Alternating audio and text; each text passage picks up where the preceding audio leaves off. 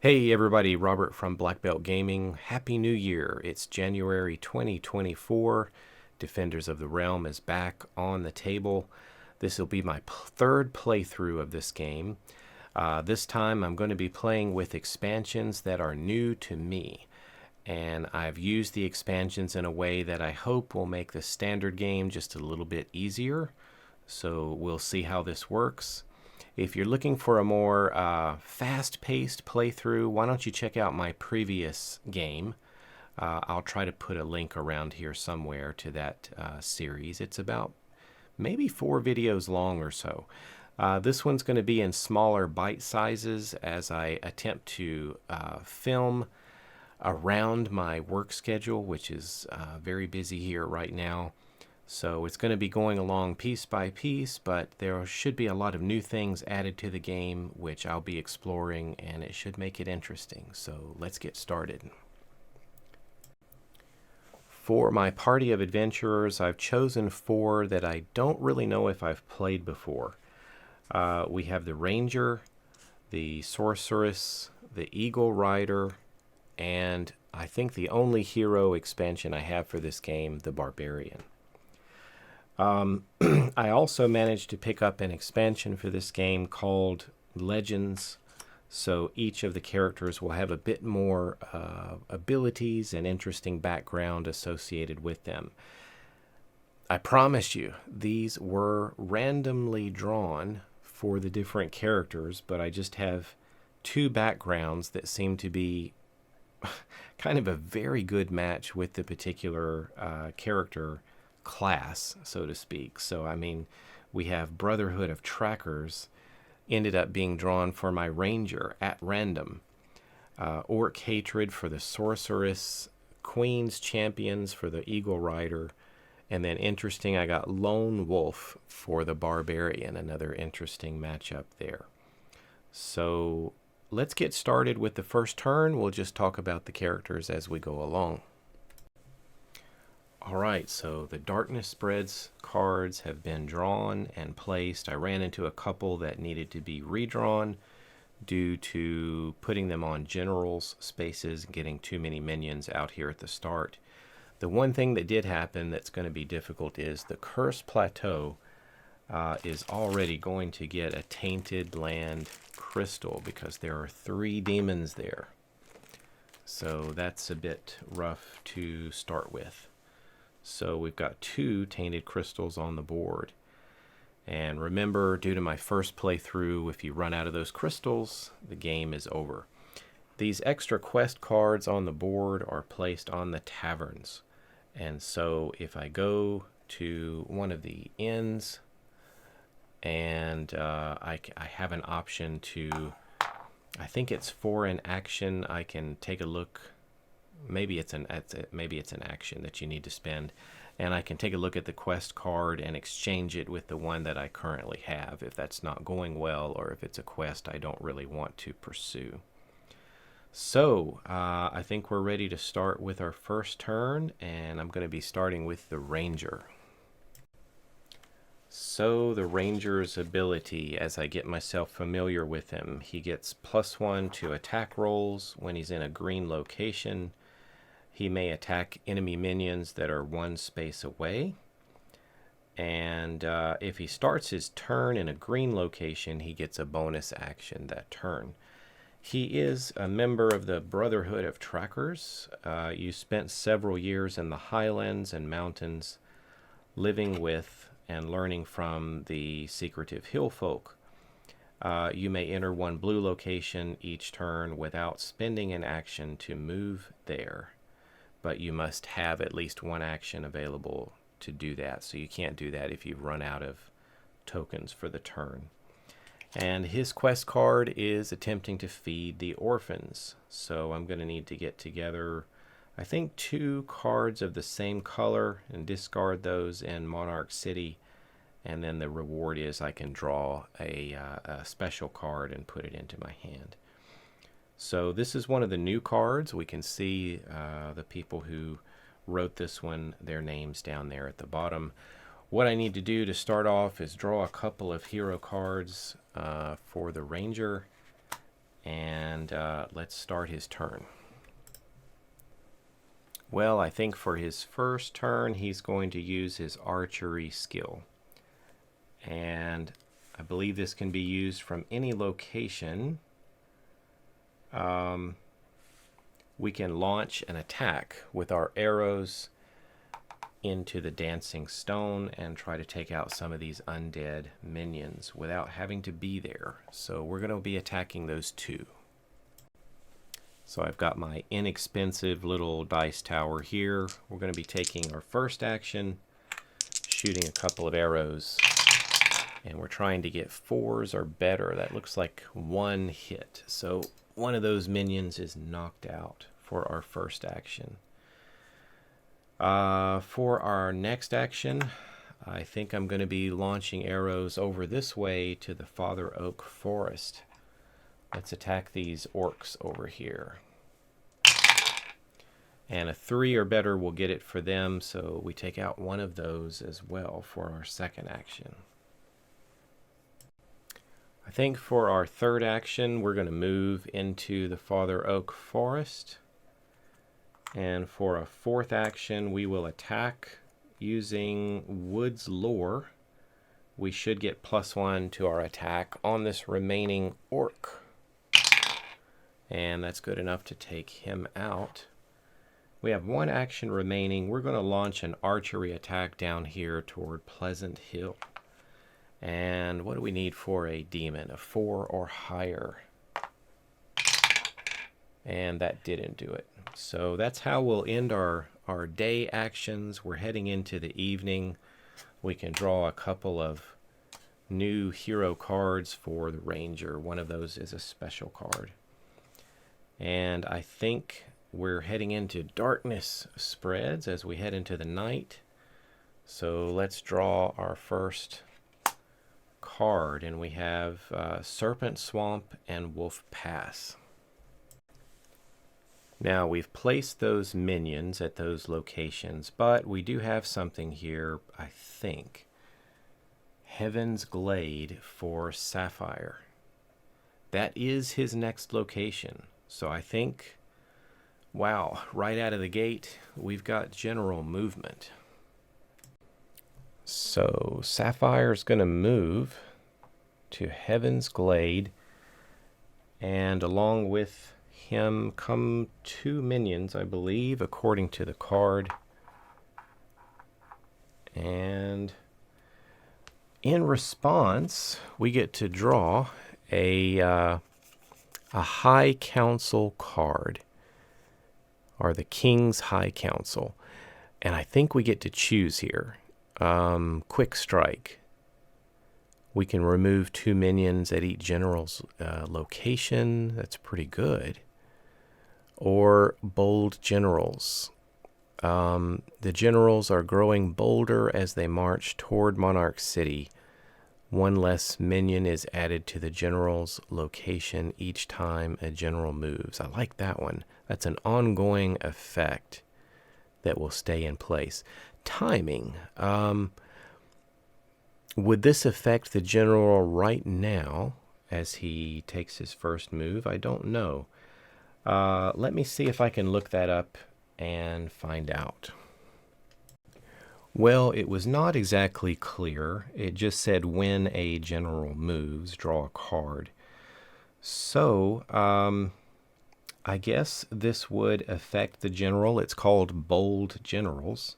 So 1 less minion is added there. So instead of 2, he would just get a single minion following him.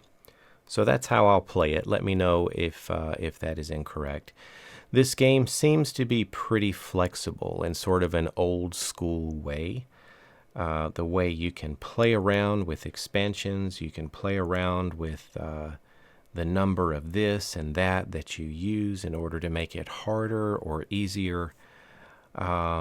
Few games seem to do that, so this is quite interesting about this particular game, that it's so easy to modify and doesn't seem to break the game. So interesting. I think what I'll do, since I have a little time this morning, I'll go ahead and play through the next character. This is the Sorceress. She's got some interesting abilities here. Shapeshifter.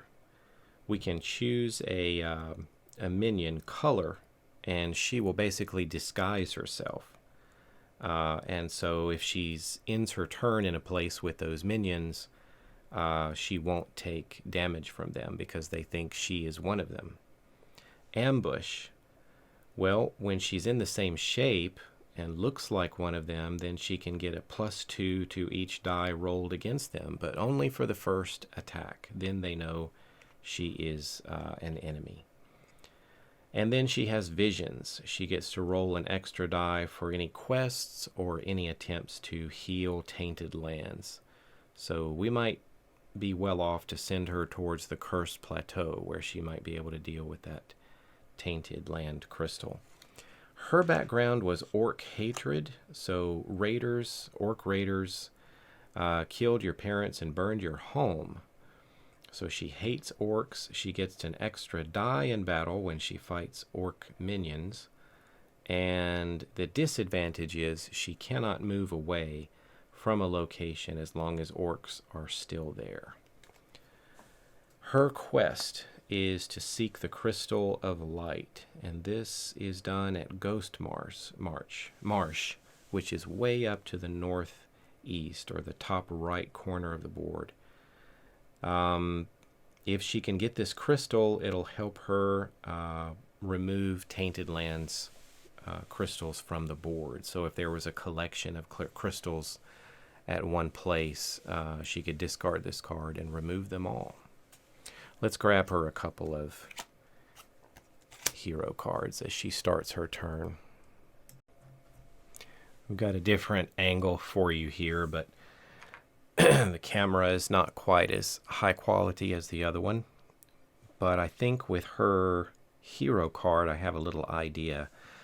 For shape-shifting, well, let me count spaces first here. If we go 1, 2, 3, 4, and she has, 6 actions. We could get her up there to the McCorm Highlands. So why don't we take on the form of what? 1, 2, 3, 4. Let's take on the form of the undead. So I'm going to take a little undead minion, put it on her card. She is going to disguise herself as she leaves Monarch City and transform herself into one of the undead. And she's going to move she's going to move 1, 2, 3, 4, all the way up here to the McCorm Highlands. So let's take off 4 tokens for her. She's got 2 actions remaining. And I think while she's there, I think I'm going to make use of a gate card. So it's early in the game, but she does have a starting hero card with the Highlands, and there is a gate on it. So why don't we have her spend an action to construct a magic gate at this location. So we're going to put a little gate marker right up there on the Highlands. She says 1 action remaining. Why don't we go with our ambush? She's going to attack the undead here, and she will get +2, I believe, to this attack. So we're rolling 1 die, and that's the best she can do. So she's able to take out, with an ambush attack here, the remaining undead minion. And she'll go to her evening and draw a couple of more hero cards, one of those being a special. And then it's time for some darkness spreads.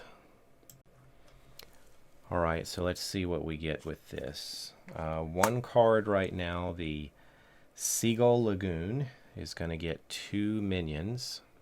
And I think something bad just happened.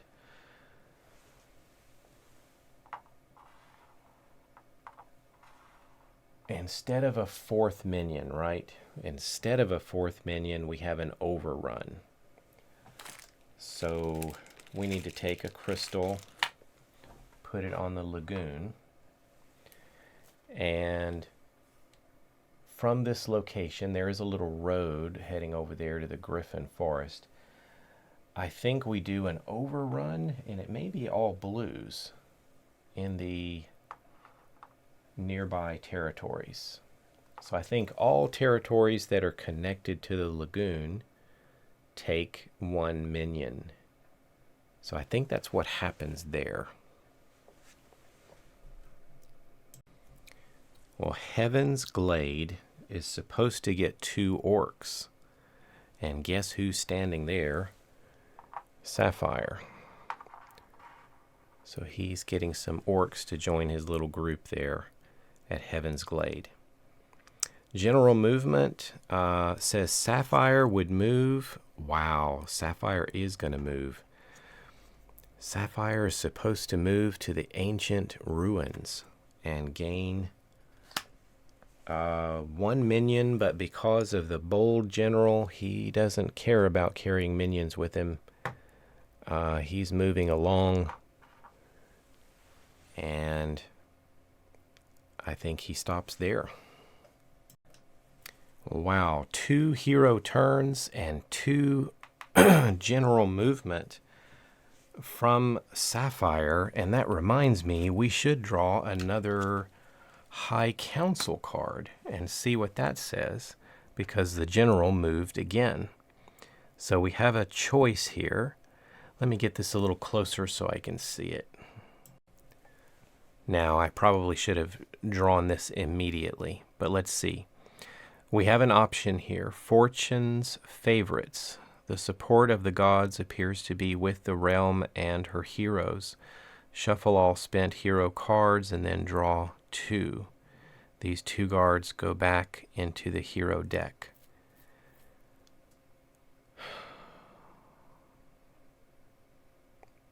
Well, let's see what the other one is. Veterans Tactics. Having forced the elite troops many times, the heroes develop a plan to neutralize their effectiveness. That one I should probably remove because I don't have elite troops in the game. That's another expansion that I do not have. So let me draw a different one here. And let's see what we get on this one. High Council Questing Heroes. The Council provides the heroes with more quest adventures for the good of the realm. Each hero draws 2 new quests, keeping 1, discarding the other. Sprites of the Realm. The reclusive magical sprites assist the heroes on their quests. Heroes add 1 die to all quest rolls. I kind of like that. That is an ongoing effect that will stay in play the rest of the game. Let's do Sprites of the Realm. They'll help us out with questing rolls. All right, I think I'll be stopping here today. Let me know if you spotted any mistakes. We're only 2 hero turns into the game, and looking forward to moving on. I'll catch you later.